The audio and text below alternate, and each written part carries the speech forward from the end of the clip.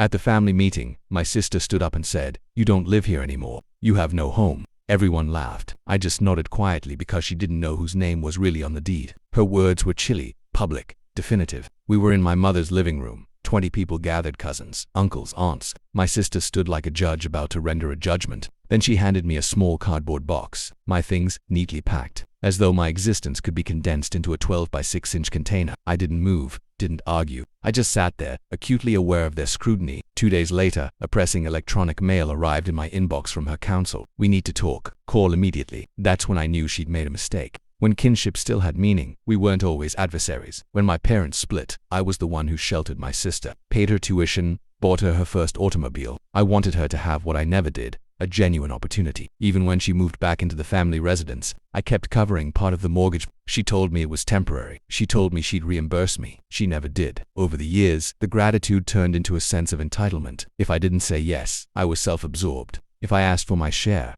I was avaricious. The first fracture was small. My name was removed from group messages about the house. Meetings were scheduled without me. Then one day, the tumblers were altered. My key no longer worked. She claimed it was for security. I ignored the signs because I didn't want to believe my own sister was capable of cutting me out completely. But at that family gathering, watching her hold that box, I understood she'd been planning this for months. The electronic mail from her counsel wasn't about my belongings. It was about the house. It turned out my sister had refinanced without my knowledge. She'd claimed I was no longer a partial owner and had used my supposed abandonment as proof to the bank. She'd also failed to mention that I had been paying part of that mortgage, documented and traceable, for a decade. I didn't respond to the email. I didn't yell or beg. I started planning. Step 1. I pulled every record I had.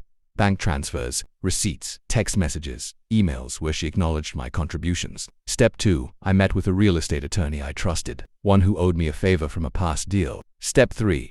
I stayed silent. The lawyer told me exactly what I needed to do. Don't warn her. Don't negotiate. We file and we hit her hard. I filed a legal claim for my share of the property, back payments, and damages for wrongful exclusion from At the same time, I contacted the mortgage lender directly, providing proof of my financial stake. That froze her ability to sell or refinance further. Then came the quiet moves. I reached out to the local zoning board about an unapproved remodeling she'd done 2 years ago. A tip from a concerned neighbor led to an inspection notice. I also made sure her employer's human resources department got an anonymous copy of the lawsuit. After all, her job depended on a clean financial record. The day she found out, she called me. Her voice shook, not with guilt, but with fury. "You went behind my back." I almost laughed. "Like you went behind mine when you tried to erase me from the deed." She tried to threaten me with familial disgrace. She said I was ruining everything. I told her, "You already did. I'm just making it official." The legal proceedings advanced swiftly. My attorney was ruthless. She was mandated to present financial records. When she couldn't justify the sudden influx of cash from the refinance, the judge's tone shifted. In court, every lie she'd told the family unraveled. The payments I'd made were there in unambiguous terms.